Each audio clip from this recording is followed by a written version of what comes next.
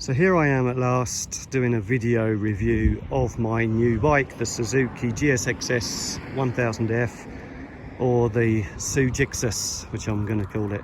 Or is it Suzuki GSX-S? Anyway, Suzuki GSX-S. This is going to be a short one. So, firstly, I've noticed a couple of issues. So I haven't been riding it very long. The odometer is only showing like about 250 kilometers. So here's something. I don't know if you can hear that, but that squeaks a bit when I press it. I don't know, maybe that's nothing. But what I'm concerned about is some condensation here and here. So condensation in the headlamp, inside the headlamp glass, and some condensation. This is plastic, and I'm not sure if this is plastic or glass. There's some condensation in this light here, light glass as well. So that's no good. I'm going to have to mention that to the dealer when I go back. So I told you I got caught in rain last week, so I did wipe it all off the top, but it's collecting a bit of quite a bit of dirt underneath. And the mirrors are very good. The mirrors are I'm not quite sure. I'm guessing that the way they've been designed is to reduce vibration, so I guess that's why they sort of look like they're fitted, because when I squeeze it there, they must be rubber mounted or something to stop them from vibrating. And they do a very good job. The mirrors are excellent. The mirrors are wide. I do see a little bit of my elbows, but nothing that's a problem. I get a very clear view of the road behind me, and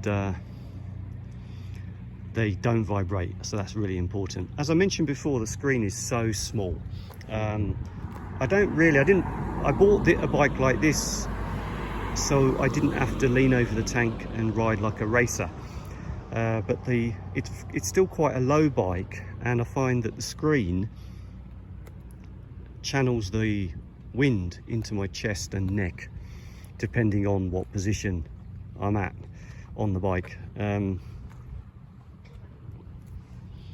So what else can I tell you? This is going to be a very short one.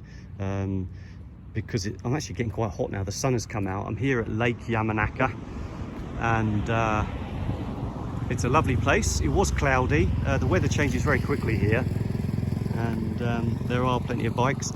I'm going to upload another video. You might see it either before or after this, where I got acquainted with a couple of ladies riding bikes, and I was very happy to make some new friends, hopefully.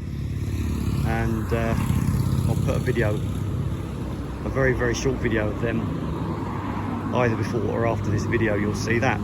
So I find this rather odd, to be honest. The way the screen's been bolted in, I don't know how normal that is, but it does seem rather odd to have these screw holes, or their you know what I'm talking about, these holes here. They're not regular screws. They look like I'm not sure if they're Allen keys, as in hexagon nuts, or whether they are hexagon bolts, sorry, not nuts, or whether they are riveted in. I don't know. No, they look like hexagon bolts. But I find this a very odd feature, that you can stick your finger in there, because what's going to happen is all the dirt is going to go in there. So, and it's already collecting dirt, and I'm not quite sure, but there must be some effect on the aerodynamics as well. Or it might be a very minor effect, but it won't be hopefully it's negligible. But I haven't rehearsed this, by the way. It's just off the cuff, so I don't know what the thinking is behind this. I suspect this bike is a little bit of a budget bike for Suzuki, to really undercut the competition. So The tank, I think the tank holds, I filled it up, it holds 15 litres. I don't know what the official figure is, but the tank seemed to hold about 15 litres. It might be more than that. But I reckon it was about 15 litres. I'll check the figures on that, and if I've got that wrong, I'll update you. So another point, maybe this is going to be mentioning the negative points. I mean, everything's got good and bad points, so I'm going to mention another one of the negative points, which I have mentioned before, but this time I can show you. So here we are, we unlock the back of the seat there, and I can't actually pull it off, so I'm going to have to, I'm not going to edit this video, so you know, you're going to have to get it warts and all. So if I turn the key,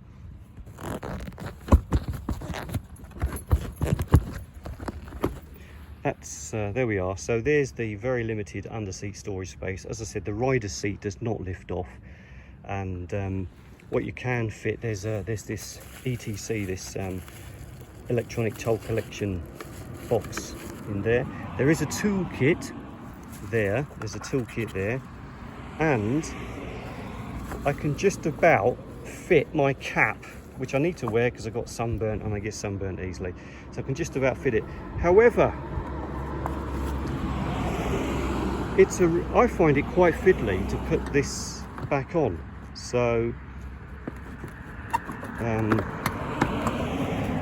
yeah, okay, it's back on now. You need to give it a real shove. You need to make sure it's aligned properly with a little catch underneath, and then you need to really shove it. So yeah, not really. I mean, it's not a serious problem. I mean, yeah, the storage is a serious problem, and I'll have to deal with that. You know, tank, whether it's a tank bag or seat bag. It's pretty standard size for a bike of this category. I think the pillion seat, as I said, the rider seat is pretty comfortable. Another thing I was going to mention is that the lights on here, what I find rather disappointing is that only on dip beam, only so one side is for dip beam and one side is for high beam. And I just thought that really, why couldn't they have both sides on for dip beam? I find it a little bit, you know, there are these, I know it's probably cost cutting, but surely it's not too much to ask. I just think it looks odd as well. I mean, I know it's vanity, but I just think it looks odd when only one side is illuminated. There are plenty of bikes with twin front headlamps that have both bulbs illuminated for dip beam. I've seen plenty of bikes like that. Anyway, this is a very short video. I'll show you what it's like when you put it on and put the key in. So he said to me, the dealer, he said, when you turn it on, wait for it to go through its little process, and then and it's got a one touch start button. So what have we got? Well, interestingly, the range has gone up. It's quite a weird one. It was on about 160 earlier. It's gone up to 200 now.